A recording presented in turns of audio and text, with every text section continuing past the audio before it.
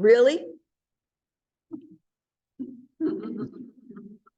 A nameless woman, identified only as Simon's mother-in-law, turns out to be the first person that Jesus heals? In first century Palestine, a fever probably equated to typhoid or malaria and often resulted in death. But with no concern for contagion, Jesus takes Simon's feverish mother-in-law by the hand, raises her up, and the fever leaves her. Our gospel translation tells us she began to serve, to deacon to them. How many of us have interpreted this serving as feeding Simon and Andrew and James, John, and Jesus, exhausted after a long day at the synagogue, right?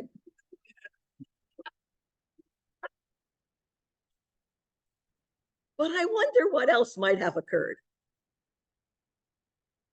Could it be that Jesus embodies the transformative power of human presence and touch?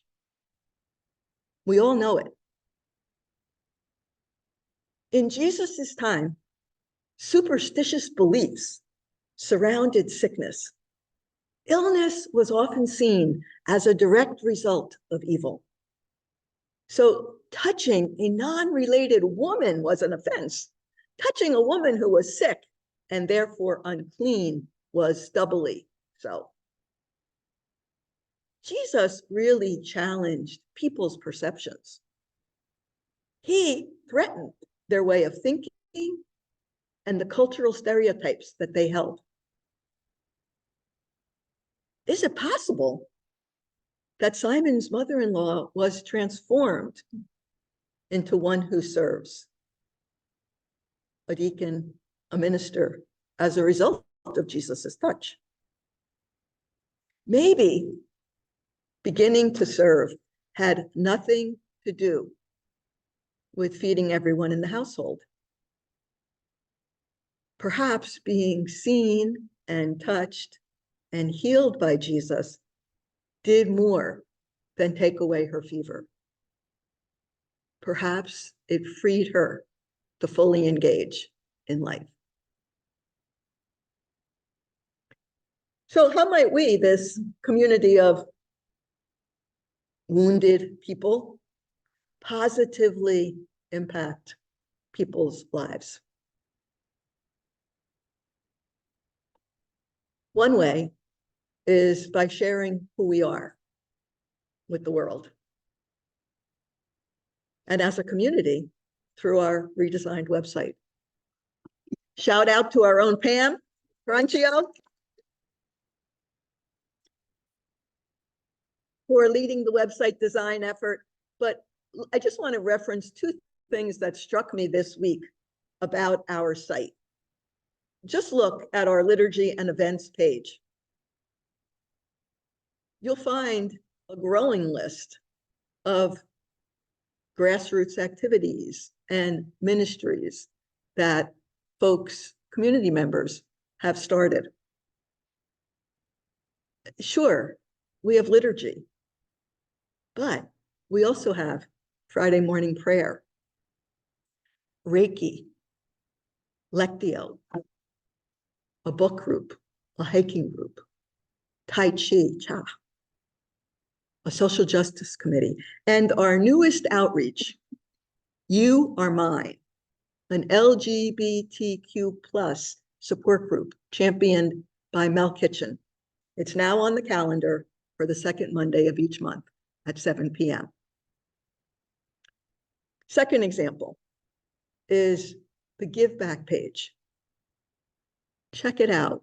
Sure, we collect food and clothes. Shout out to Ann Hayden and Mayor Curran. But then go to the charities of the month. And what do you see? You see the fingerprints of our members all over it. Terry, Carol, Joe, Chuck and Judy, Larry, Stan, Mimi, and George. This is living color.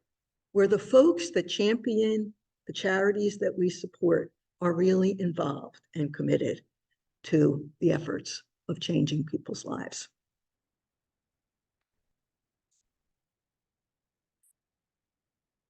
In reflecting on kind of unorthodox approaches to healing and what our world needs, I want to shift the focus here to a story of Tiffany and Michael.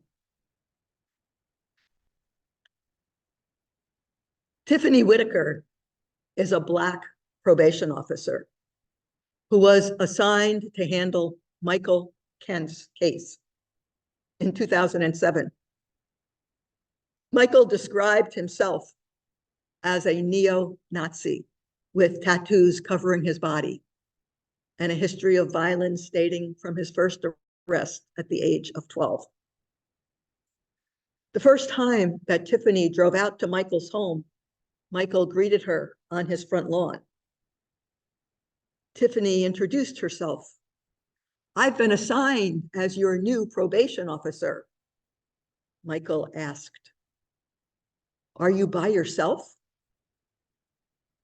Sensing a potentially volatile situation, Tiffany takes a step back and reaches for her revolver. As she inquires, "Is there going to be a problem?" Michael stretches out his hand and says, "I respect you. You, a Black woman, are the first person to ever come out here by yourself." During Michael's probation, he and Tiffany developed a trusting relationship. On her second visit, Tiffany asked Michael why he surrounds himself with negative images, flags, posters in his living space. Tiffany half jokingly suggested that perhaps he put up smiley faces to see positive images rather than hateful ones. So it turns out the next time Tiffany visits, Michael had replaced his swastika flags with a smiley face poster. Years later, he had 2 swastika tattoos on his chest that he'd had for 20 years removed. What drove the change? To quote Michael, "That first day that she came out to the house sparked something. She had the audacity and the strength to come to me. She just started transforming my life." Tiffany was the one person who treated me like a human being. The strong support system that she allowed and created helped me let go of the hatred over time. Michael acknowledges Tiffany became family to me. When I got married, she was the only Black person at the wedding. Tiffany's and Michael's relationship of mutual respect served as a catalyst to dramatically change his life. Perhaps Jesus did the same with Simon's mother-in-law. Perhaps each of us have opportunities to do the same. This week, let's be inspired by Tiffany, Michael, and Jesus as we see, touch, and heal with respect and love for one another.